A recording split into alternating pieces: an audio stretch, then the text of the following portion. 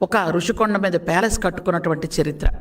అలాగే ఎక్కడ కబ్జాలు చేద్దామా, ఎక్కడ పొలాలు మొత్తం అక్కడ ఉన్నటువంటి స్థలాలు ఆక్రమించుకుందామా అనేటటువంటి నెంబర్ 2లు నెంబర్ 3లు చేస్తున్నటువంటి హల్చల్ అప్పుడు.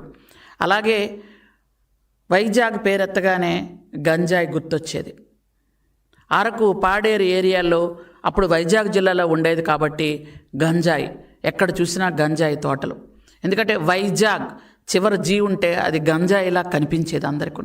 ఆ విధంగా వెళ్ళింది.